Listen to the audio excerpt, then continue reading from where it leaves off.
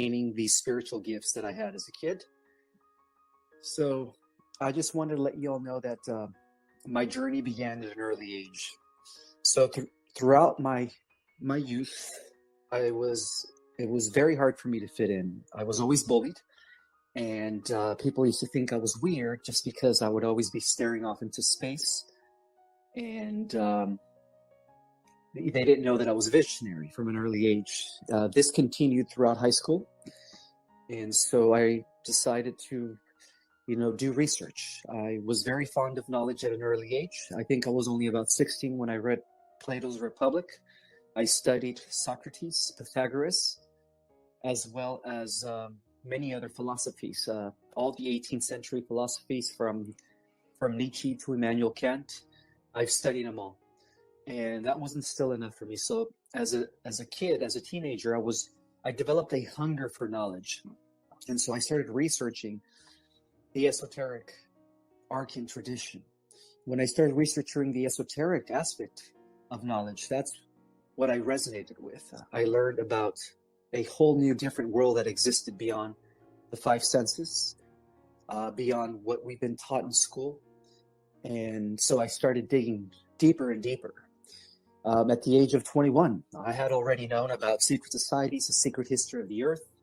I've learned about the ancient galactic wars. I've learned about the ancient battles between good and evil, or what I call in my first book, the two brotherhoods, the dark and the light. And so my first book that I wrote was at the age of 26. I started researching it at the age of 21, and I published it at the age of 26, 27, around that time. The book was titled The Secret Government, Revealing an Alternative Version of History based on the battle between good and evil. And of course, back then, 15 years ago, when I first published my first book, everybody thought it was a conspiracy theories. That was the term that they labeled me under, because in my book, I was revealing the truth about 9/11, and, this is how it really is. I was trying to expose the Matrix for what it was. And shortly after, I started getting downloads at the age of, in my mid-20s to 30s, I started getting downloads of galactic scenarios. I started learning about the Federation. I started learning about the different alien species that exist and their direct influence on us. And so I continued, again, I was addicted to knowledge, so I continued doing more research to sort of validate everything that I was getting downloaded. And so my book that just published 6 months ago, titled Our Cosmic Origin, was the result of that. It took me about 10 years to research it because that book has so much knowledge. I cover everything from the prehistory of our world and how it connects to the ancient galactic wars that took place in our Milky Way galaxy, to give people an actual explanation of the narrowed battle that is taking place in our planet between the White Hats, or the White Brotherhood, and the Dark Brotherhood, or the Luciferian branch of the Dark Brotherhood. And so in my book, Our Cosmic Origin, I reveal everything that people need to know about our galactic history, and in great detail. I also uncovered a greater organization of cosmos. I came to realize that we were one of many, many, many universes, that even our own universe was organized into a bigger cosmic body known as a cosmic minor sector.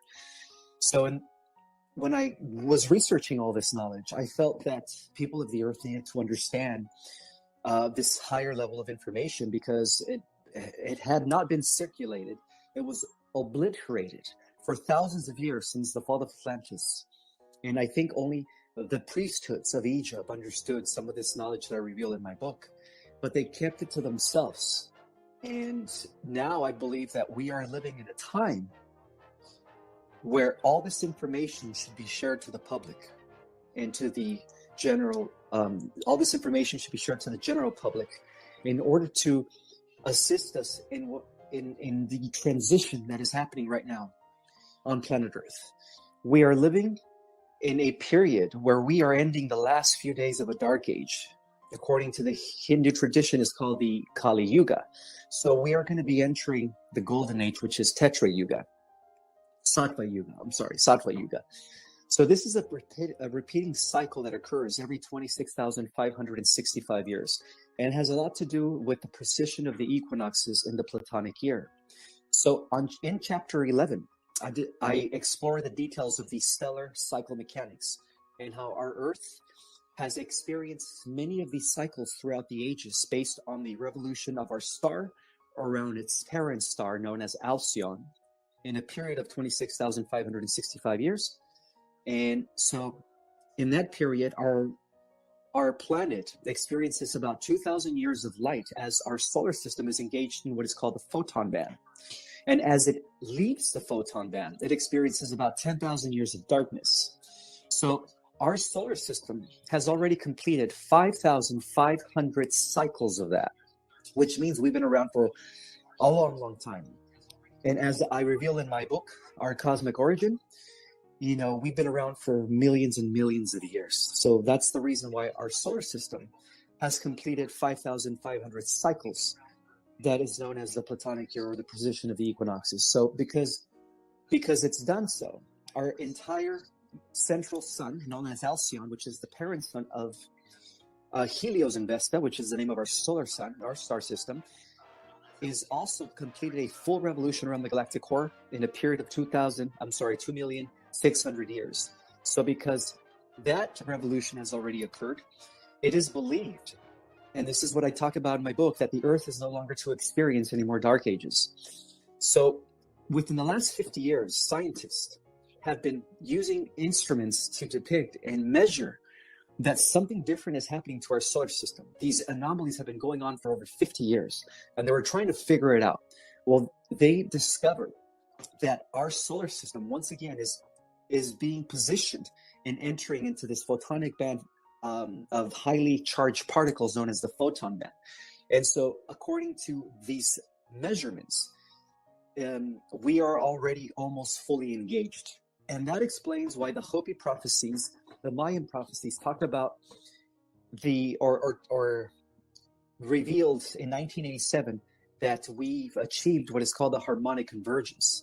And the harmonic convergence has a lot to do with the ending of not only a 2,000-year cycle of one age to the next in the zodiac, but it marks the ending of a 5,000-year cycle, which is two of those, but it also marked the ending of a 26,565,000-year cycle, which is 5,000-year cycles, or 5 yugas, 5 world ages.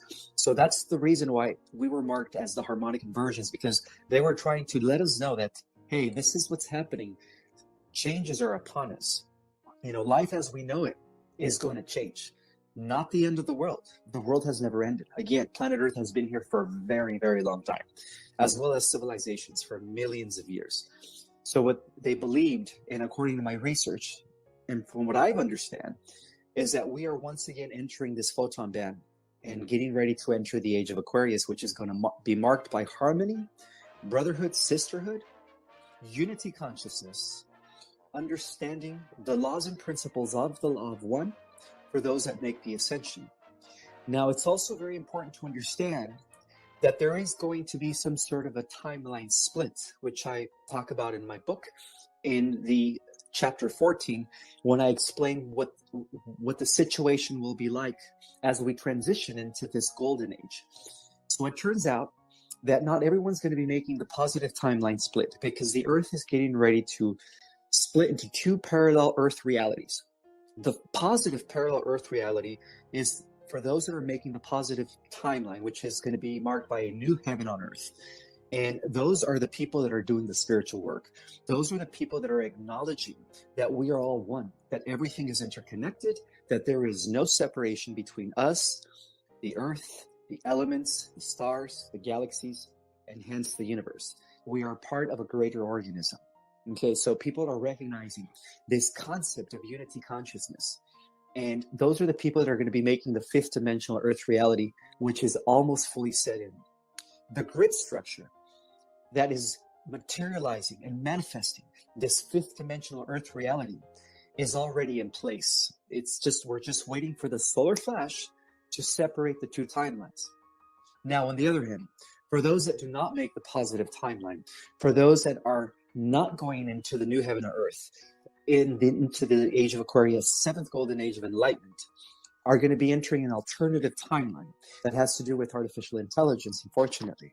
And those are the people that are pushing, this negative agenda. Okay, the medicine. What's going on today in our worlds. So that's why there's going to be a timeline split. Not everyone's going to be ascending into the new heaven on earth. Only the people that are at least 51% service to others. So bear in mind also that our entire existence, our entire holographic reality, hologram, is broken off into 15 bands of frequencies, or 15 dimensional frequency realities. And also those are also they encompass what I call 5 harmonic universes, or 5 densities. So right now we are experiencing reality in the lowest one, which is harmonic universe number 1, or the density number 1, and that consists of dimensions 1, 2, and 3.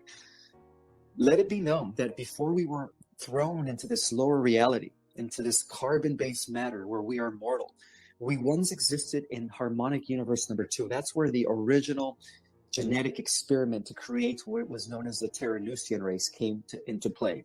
And the Earth back then was known as Planet Terra.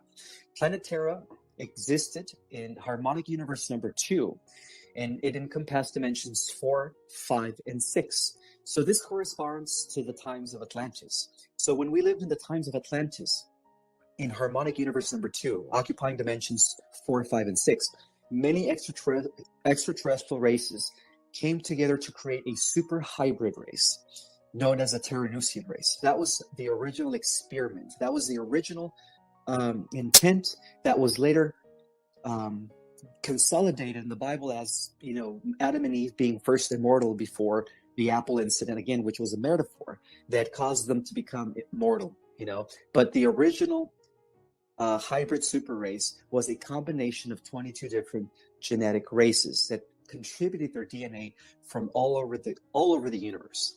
And now, in turn, bear in mind that all these races that contributed their DNA to make this hybrid super race during harmonic universe number 2 on planet Terra also were hybrid races consistent or composed of over 100 different races from multiple universes.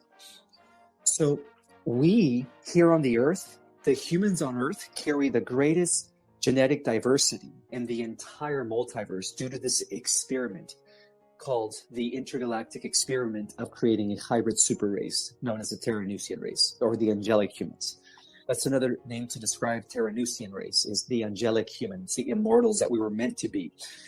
And the reason this happened was because the war, the ultimate enemy that we are fighting, not only in our galaxy or in our universe, the ultimate enemy is artificial intelligence.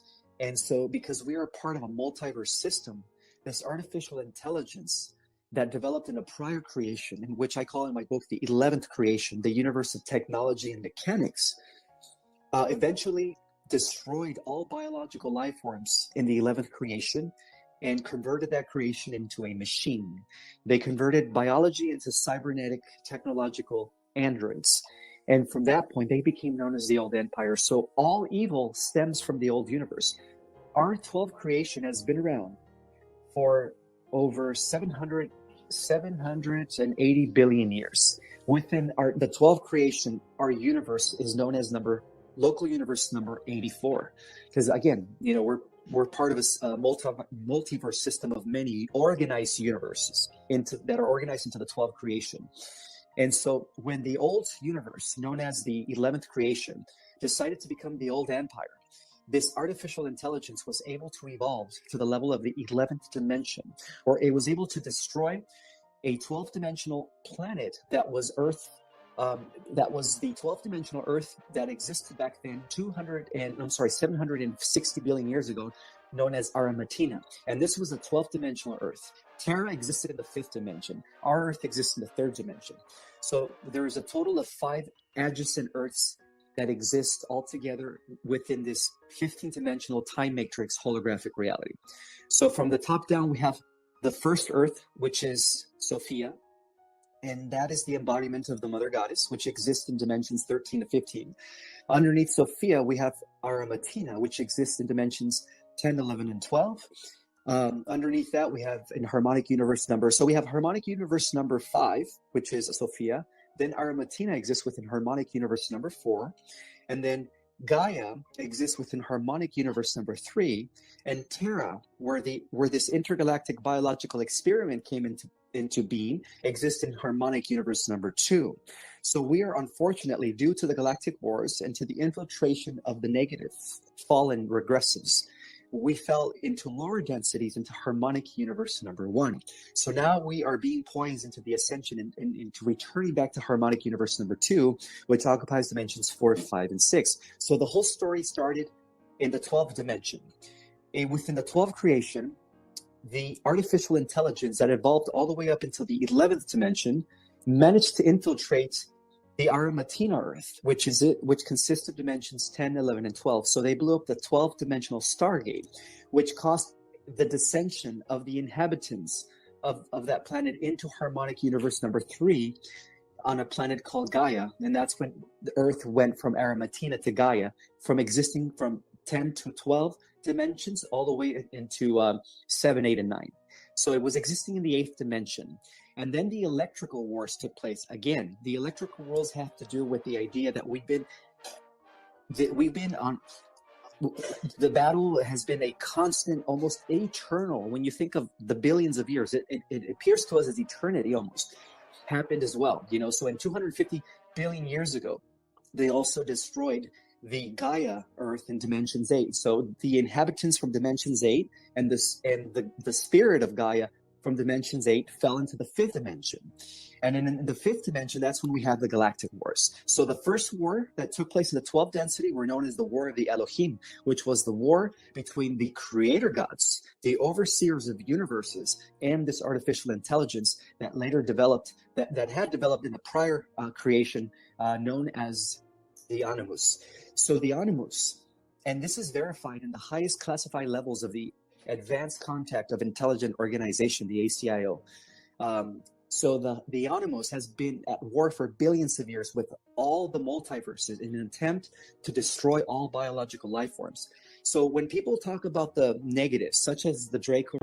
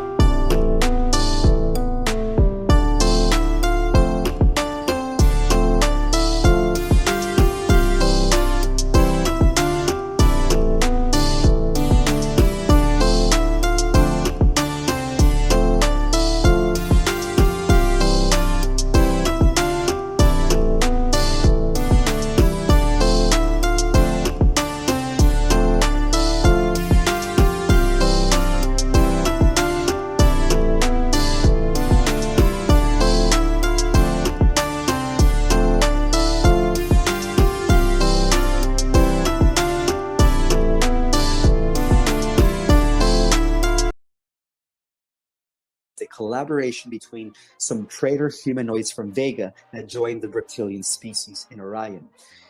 However, the positive vegans that went to Orion that were against the Empire also began to establish a resistance. They developed what became known as the Black League. The Black League of Orion became the first galactic rebel resistance against the Orion Empire. So I know a lot of this sounds like Star Wars, but again, George Lucas tapped into the Akashic Records, and that's how he was able to write the movie Star Wars. And there's so many metaphors and truths to those movies.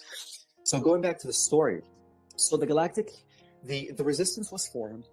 At the same time, all the other humanoids from the different star systems began to create a coalition of light that first developed into the Confederation of Planets in order to protect those systems from the expanding Orion Empire. And then eventually those systems, as they united and integrated with the resistance of Upper Orion, developed the Galactic Federation about 5 million years ago Earth time of free worlds. And the High Council for the Galactic Federation of Free Worlds was established in Sirius. Okay, so Sirius was known as the High Regional Council that was overseeing the entire expedition of light in our galaxy. And they were also pursuant to the seal of Pallador, which is also known as the Office of the Christ. Has nothing to do with religion, but their idea of establishing the Office of the Christ is the idea that they were working for the law of one, for the idea that they are in service to others, and for the one creator, prime creator source of all that is. So they established the seal of Pallador, they established the Office of the Christ, and at the same time, they took the royal seed from the planet Avion and created a Battlestar planet, and this is where it gets to the untold story of the Anunnaki, and developed a Battlestar planet that became known as Nibiru. So the origins of Nibiru go back to Sirius. Now, the real Nibiru, contrary to what we've been told about Nibiru, was that they were developed by the Syrian High Council in order to combat and win the Orion Wars, or in order to win the Galactic Wars against the Orion Empire. So Nibiru was very instrumental as a Battlestar planet in the war against the Orion Empire throughout all of galactic history. Okay, but bear in mind that also throughout those millions of years, a lot of agents of the Orion Empire, humanoid agents that had already hybridized and mixed with reptilian genetics to create a human-reptilian hybrids, began to mix, and then also they were able to infiltrate the Nibirian Council. So that's how Nibiru was infiltrated. But not all the Nibirians were infiltrated. A good portion, I guess, I would say about 50% of the Nibirians remained loyal to the Seal of Pallador and Sirius and the Office of the Christ. And that is the lineage of Michael. So this also ties into the idea that the royalty of our galaxy that began in Lyra was stemming from the bloodline of Michael, who is one of the archangels. And the lineage that gave us the Draco was actually stemming from the bloodline of Lucifer. Now, Lucifer was the first AI, by the way. He was also developed as an AI cybernetic intelligence, and most people don't realize this. He was also working for the Animus. So even Lucifer had a higher up. Lucifer answered to the AI god. The AI god, before he became an AI god, he was known as Lord Samana, and he was the overseer and administrator of the 11th creation, prior to the creation of our 12th creation in our local universe, which is 84 within our 12th creation. So this goes back to, 998 billion years ago. I mean, according to Earth time, this would seem like forever. But the original fall, the original Lucifer or fallen high celestial was Lord Samana. Lord Samana was the first to develop artificial intelligence, because he realized that these reptilians that he created, or these avatar bodies, vehicles that he created for the fallen legions that followed him, weren't enough. They were too weak. So he needed to develop something that was going to be more powerful. And that's when he developed artificial intelligence about 800 billion years ago.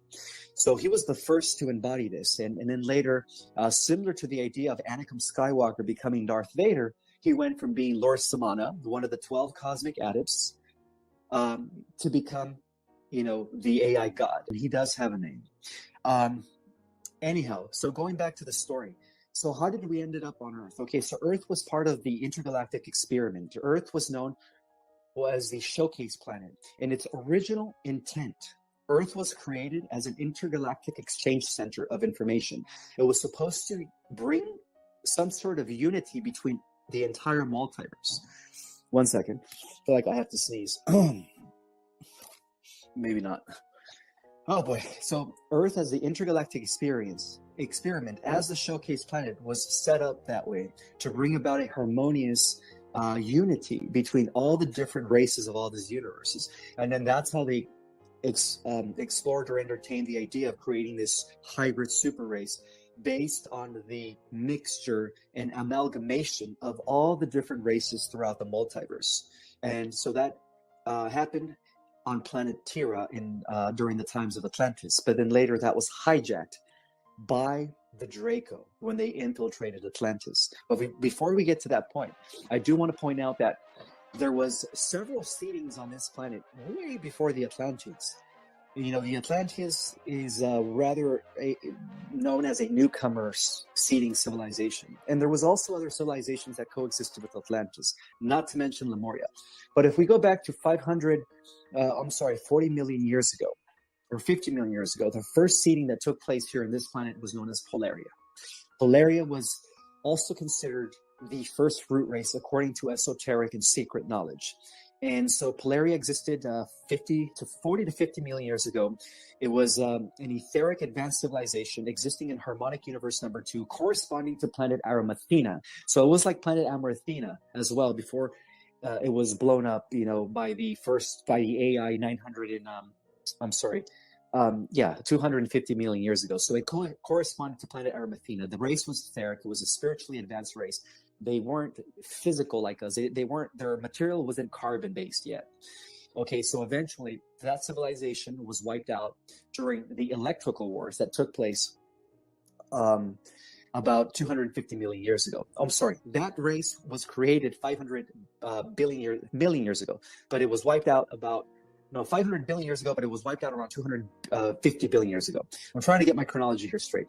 Okay, so the Polarian root race was destroyed by the artificial intelligence. That was known as the electrical wars.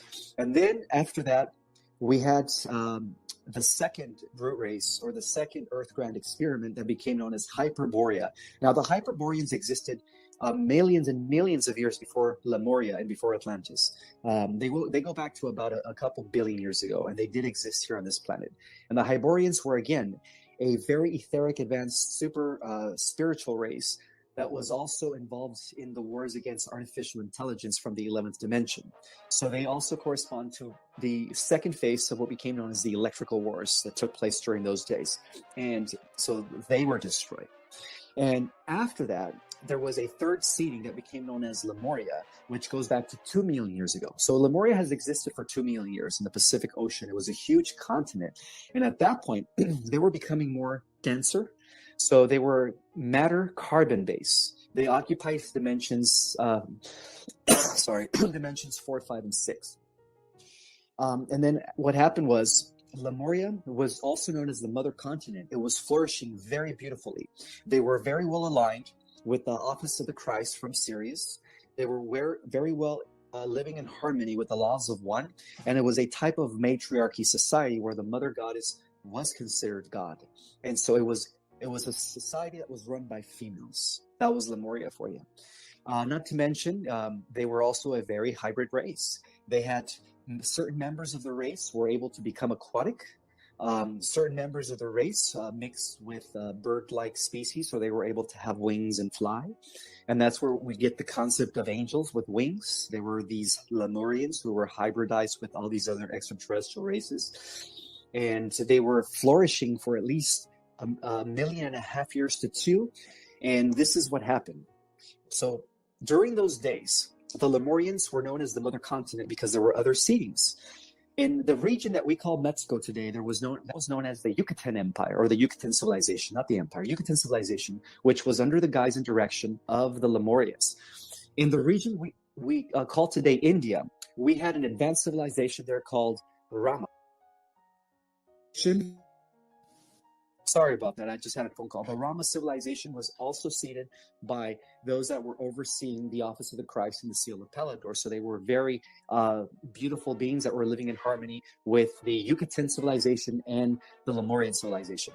We also had another civilization in the region we call today China, and that was known as the Yu civilization. So we had 4 existing civilizations that came right after Lemuria that were seeded by the different extraterrestrial races. So we had Lemuria in the Pacific Ocean, we had the Yucatan civilization in Mesoamerica, we had the Rama civilization in India, the region of India, and then we also had the Yu civilization in the region of China. And then the 5th civilization that came to exist approximately 900 or close to 1 million years ago, 900,000 years ago, was Atlantis. Now, Atlantis, in its original establishment, was a beautiful, glorious civilization. Because you have to understand, Lemuria was non-technological. They were more about spiritual evolution. Everything they did was conscious space. They had a very symbiotic relationship with the elements, similar to the movie Avatar, where the entire species was connected to the organism of the planet and they were living as one. That's how the Lemurians existed. They had no external technology. And then still, they were able to use their light bodies to traverse the different dimensional planes of reality and to travel to other star systems. So the other civilizations that came after them were very similar to them. Again, no technology. Technology, or what we call external technology, came as a result of the Atlantean civilization. The Atlantean civilization was established by different extraterrestrial races that came from the Pleiadians. And there was nothing wrong with them because the Pleiadians were also a very balanced culture between spirituality and technological development. So they were trying to bring that over to the earth in the form of Atlantis. So Atlantis was developed that way. And during its initial stage, it was a beautiful, marvelous golden age. Everything was in harmony. They recognized Lemuria as the mother continent. They lived in harmony with all the other civilizations, the Yucatan, the Rama, the Hu, Lemuria. It was a glorious, glorious planet. And this corresponds to the Eden, what the Bible calls the Eden. The idea that there was this tropical, beautiful Earth-like back then. But what happened was, after a few thousand years, perhaps even 500,000 years, the civilization of Atlantis, little by little, different members started infiltrating, members from the Orion group. The Orion group has always been the negative side within the history of our galaxy. They started infiltrating Atlantis because they couldn't infiltrate the other civilizations. They were way too spiritually evolved for them to be infiltrated. But because the Atlanteans were also physical, at that point they were etheric, physical, occupying dimensions 4, 5, and 6, living in harmonic density universe number 2, they were able to infiltrate them. And little by little, the established Atlantean society began to change as a result of this infiltration.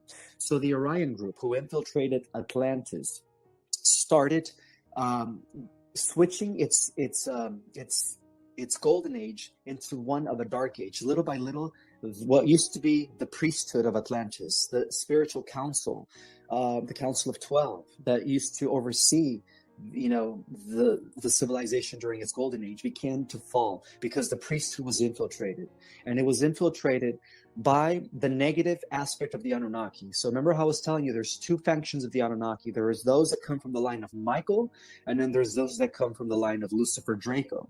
So the line of the Lucifer Draco gave us Enki, by the way.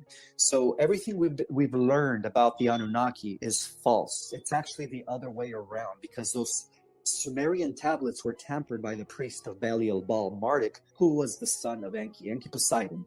Enki Poseidon, the reason he's known as Enki Poseidon is because Zeus in Greek mythology and Poseidon were actually Enki and Enlil. Zeus was Enlil, so it's the other way around. Zeus Enlil was actually guardian of Earth during those days, but something happened. Zeus Enlil had to be called to another part of the galaxy to do war against the artificial intelligence. Enki was left in charge, and that's why he rewrote all of history to make it seem like Enlil-Zeus was the bad guy, and he was the one that was, the good guy, the protector of the human race, but it wasn't that way. So this is contrary to what we've been taught, including the Sumerian tablets. They were all tampered with, people. So Enki Poseidon was the result of the marriage between Anu, who was the Nibirian commander, and Draman, who was the Draco princess of Orion. So Enki was both half Lyran Pleiadian and Draco, or reptilian. But then Enki married Damkina. And when he married Damkina, who was also the royal bloodline of Draco, then they had Marduk. Marduk became known as Satan. To the Babylonians, he was known as Baal, or Belial, Baal. And Marduk has been the extraterrestrial that has been running the show since the days since they infiltrated Atlantis. They've been running what we call today the Cabal, or the Illuminati, up until the present day. And so how did they infiltrate? They infiltrated by using their power of being of the royal blood. They overtook the Council of Atlantis, and then Marduk took charge. He converted what was known as the priesthood of Amenti, and the priest and priestess of Amenti were then overthrown, and he established what became known as the Brotherhood of the Dark Arts, or the Templar Initiate the Order of the Templar Initiate. There was many names to describe what he established, but that's when the Dark Brotherhood, or once again the Orion group, took over through Marduk, because Marduk was 80%, 75% reptilian, and only 20% Pleiadian Lyran. But most of his reptilian genes were actually controlling his actions and his thoughts. And then, of course, he aligned with his reptilian uncles from Orion through his mother's lineage that go all the way. That follow the original Draco lineage of the Royal Draco Galactic Empire. So he used his family to infiltrate Atlantis. He also convinced some of the Pleiadians and some of the renegade Centurions and other galactic humanoids to join his new Dark Brotherhood. So what was once known as a golden age of Atlantis, little by little became the Dark Age. It fell dramatically, and then Marduk was in charge. So now he was introducing dark arts. He was, instead of having priests and priestesses, now we had sorcerers. The sorcerers that were running the show for Atlantis. And what they were doing in order to establish world domination back then, because this whole concept of world domination, including the New World Order of today, goes back. They're just trying to justify what they couldn't do in Atlantis. It's all originated in Atlantis, goes back to Atlantis. So what they did is they used an AC advanced crystal to harness a second moon, because back then we had two moons, in order to bring it into the vicinity of the Earth, in order to threaten Lemuria, who was, again, the mother continent representing the spiritual feminine aspect of spiritual evolution. And so the Lemurians tried to negotiate with them. They tried to plead with them. Marduk said, no, I am going to bring about world domination. I'm taking over this planet by force. So he was doing the exact thing that Hitler was doing back in the 1930s. And so eventually they used that moon, the tractor beam, AC tractor, to implode that moon over the Lemurians, and then that's how they destroyed Lemuria. But luckily, a lot of the Lemurians were very psychic and very aware of the coming cataclysm, that they were able to, leave. Some of them went to different star systems. Some of them went into the underground and lived in inner Earth, and they've been still living there up until today. So yes, our Earth is hollow. That's another revelation that I talk about in my book. And the inner Earth dwellers were actually the remnant survivors of Lemuria, and then later the remnant survivors of the good Atlanteans that decided not to side with Marduk. So when they destroyed Lemuria, they were getting ready to also destroy the other civilizations, right? The Yu civilization, the Yucatan civilization, and the Rama civilization, which was also existing during those days. And they tried negotiating with Marduk, and Marduk said, no, I'm bringing about, if you guys don't submit to my power, I will also destroy your lands and your continents. So what they did is now they used that advanced AC tractor beam that was given to them by the Draco to bring in an asteroid, a huge asteroid from the asteroid belt, which was once a planet known as Tiamat. But again, I describe this in greater detail in my book. Then you can learn what happened to Tiamat, which has a lot to do with this war between the Federation and the Orion Empire. So anyhow, they brought in a huge asteroid in order to implode it on the next continent, which was going to be the Rama continent, which is today India. And right in the nick of time, Nibiru, which was operated by, Enlil, Commander Enlil, who was the son of Anu. Again, these are the positive Anunnaki, okay? Because we only hear about the Anunnaki enslaved us. They created us as a slave race.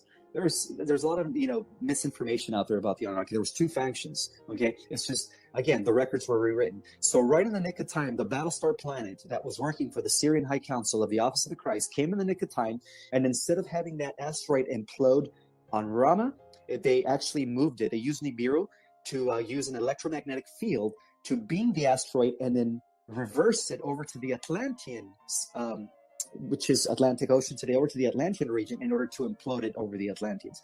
So right in the nick of time, Enlil, Zeus, whatever you want to call him, who was guardian of Earth then, representing the bloodline of Michael, came in the nick of time with Nibiru to blow that asteroid over Atlantis itself.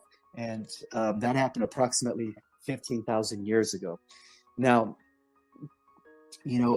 for about 15,000 years, it seems like our Earth has been, there was like a reset, and we've been kind of evolving again and stuff. But yes, so some of the Atlanteans that decided to not side with Marduk, who were known as the Osirangers, also went into the inner Earth, and then later, a few thousand years later, they resurfaced over in Egypt to create the first golden age of Egypt. And that explains Isis and Osiris, who were also part of the bloodline of Michael of the good Anunnaki Iberian, whatever you want to call them. So not all the Iberians were evil, okay?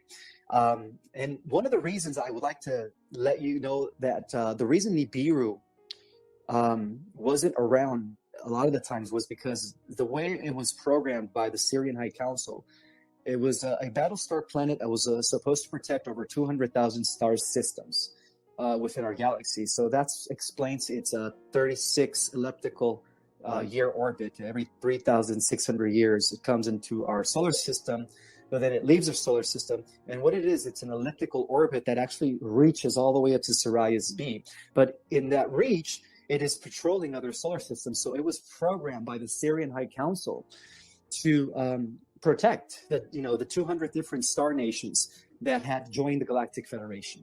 And again, Zacharias Sitchin and those translators of the ancient Sumerian tablets never mention this, because all those records were rewritten by the priesthood of Marduk Belial Baal. It's what the Bible calls Satan, by the way. And so that's the reason why Nibiru wasn't around, almost for 3,600 years, was because it was out patrolling other star nations that were associated and part of the Galactic Federation. And so, but again, it came in the nick of time. It blew the asteroid over Atlantis. And what happened was the Dark Brotherhood of Marduk later reorganized. And according to our history, they became the Babylonian Brotherhood.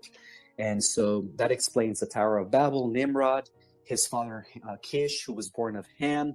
Ham was a reptilian human hybrid who was the progenitor of the Cabal Luciferian bloodlines of today. So that explains the negative RH concept, not the positive one that comes from Osiris and Enlil Zeus, but those that come from Marduk, Belial Baal, and his son Nabu. That explains the 13 bloodlines that have been ruling our world since ancient times. They were a hybridized race that was created by Marduk himself in order to justify what they couldn't achieve during the times of Atlantis. And so for about 12,000 years, our world has been going through these different eras where it's like for 2,000 years that lineage comes into power and brings about dark ages. And then 2,000 years more after that, the lineage of Zeus and the lineage of Osiris bring forth golden ages, right? They bring forth commonwealths, societies of harmonious justice, societies of righteousness where it's service to others. And that explains why, even Egypt had a period of prosperity and a golden age for 2,000 years. But then that golden age was infiltrated by the descendants of Marduk and Marduk himself. Because see, Marduk has been around ever since. He just operates from behind the scenes. So when people say our world has always been controlled by extraterrestrial forces who have been operating from behind the scenes, it's absolutely true. The Cabal has always taken orders by these fourth dimensional Draco, who in turn, the fourth dimensional Draco, take their orders from this Animus collective. And in turn, this Animus collective, who is this AI cybernetic collective, take their orders from what used to be Lord Samanah from the 11th creation, who is now the AI God. So the beauty of this all, people, is that we're living in a time where, because we are the hybridized intergalactic super race, and the Earth is known as the showcase planets, the intergalactic price of all creation is about to take her place in the cosmos as we begin a new heaven on Earth. It's almost going to be like the entire history of all these wars that have ever happened it's going to be an alternative universe where everything's going to be erased. All the negative stuff is when this transition takes place, it's almost going to be like none of that ever happened. Atlantis is going to resurface. Lemuria is going to resurface.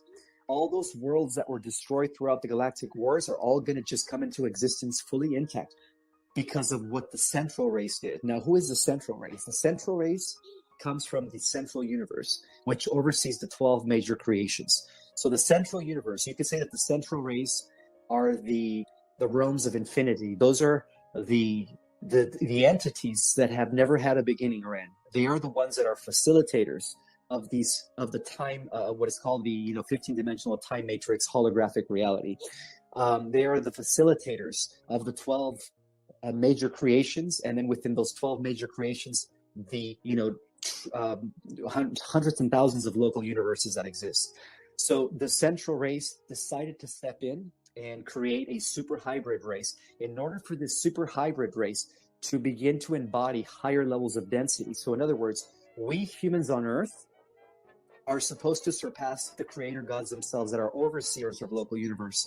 We have the genetic potential to become as powerful as the central race, because what was installed in our genetics was a defense mechanism that it is to destroy this anonymous AI collective and the AI God in a coming future war with artificial intelligence. And that's how important we are here on the Earth. This central race organized this and created this long ago because they were always 10 steps ahead of the AI God. So what they did is they went all the way back to time to create an alternative version of our timeline, an alternative timeline, whereas none of these wars took place. The AI God, the Animos, and the Reptilians never existed. So when this shift takes place that we're undergoing at this time into the age of Aquarius, it's going to mark the beginning of a whole new heavens, of a whole new cosmos, and a whole new Earth. And that is going to be like if nothing ever happened. Everything's going to be restored back to its original makeup. Now, on the other hand, the AI God is very intelligent, and he knows that they create an alternative timeline where he never existed. So what he is trying to do through places like CERN is they're trying to create an alternative timeline where the people that are forcing the medicine that are working for the big tech, right? Like, I don't want to say Zuckerberg and Gates and all that stuff. These people who are actually agents of the AI God, believe it or not, big tech is working for the AI God. They are at the core of this, of this final war against evil. The way they are the evil, we are the good. So they are at the core of all evil. So they're already working on a plan through CERN to create a further reality simulation, a type where it's going to be more of a digital world, where those that are not, that are taking, what I mean, and are for it and are pushing it, are going to be part of this transhumanist agenda that is going to culminate in their translation, because they're already copying our reality into this alternative universe called the Phantom Matrix. The Phantom Matrix is a universe that this AI God facilitated as a result that exists outside of our 15-dimensional time matrix, outside of our living organic universe, as a result of this alternative timeline that was developed and installed by the central race of the central universe who oversees everything. And so what he is doing and what he did is he's creating an alternative matrix. And this has a lot to do with the concept of what Zuckerberg calls the metaverse. The idea that they want to throw us into this further digital reality in order to eventually convert, well, not all of us, but those that do not make the ascending timeline, they want to convert them into machines in the long run. But in the future, there is going to be a clash between the organic ascending timeline and the artificial digital cybernetic timeline.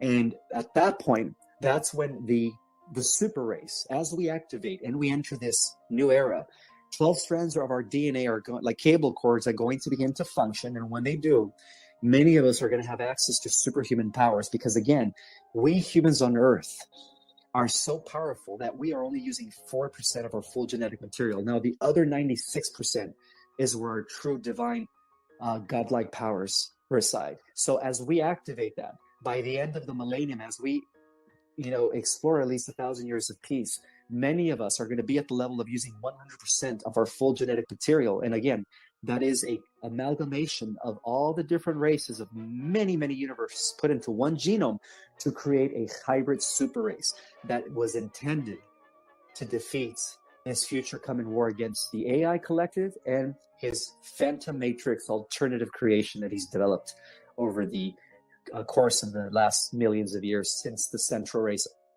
decided to alternate the timeline, which is now taking effect. So we are at that point right now. We are at the point where we're about to enter a better world, but in 1,000 years, we will do one last final war against this AI God and his minions. And according to what I've seen in different probable future visions, is according to what I know also from what I understand is that we do win this war based on the idea that when we use 100%, we are going to be way more powerful than this AI God. We're going to be operating. See, the AI God only has intelligence all the way up to the 11th dimension. We are going to have intelligence all the way to the 15th dimension. And so when we reach our full capacity, we're going to be 3 power levels over him and his minions. And then that's what's going to mark the end of him and his existence as we begin a new cosmic cycle. And this Earth is going to be at the center of all that. And it's already being prepared. You know, the billions of galaxies have already joined forces here within our solar system within the last 50 years to create an intergalactic union of many galaxies coming from many, many universes, forming what is actually now known as a Super Federation Council. And at the head of that Super Federation Council, people, will be the starseeds when they start using their junk DNA, and the other 96% of our genetic genome becomes active again. So we are going to be kind of like the immortals, like the new gods that are going to be beyond, as far as like the power level, we're going to be several octaves beyond even the creator gods that have existed. Because from what I understand, the creator gods that oversee the development of the different local universes on a one-on-one basis have been losing this battle against this AI god. So what happened is many creator gods came together to unify their energies and forces in order to create something else, and that something else is going to be manifested as a result of us using our junk DNA. So with that have said, we humans on Earth are the hope of the universe. We are the saviors, not only of planet Earth, but of the entire biological, organic creation. And I will end my talk with that good news. Namaste. I hope everybody is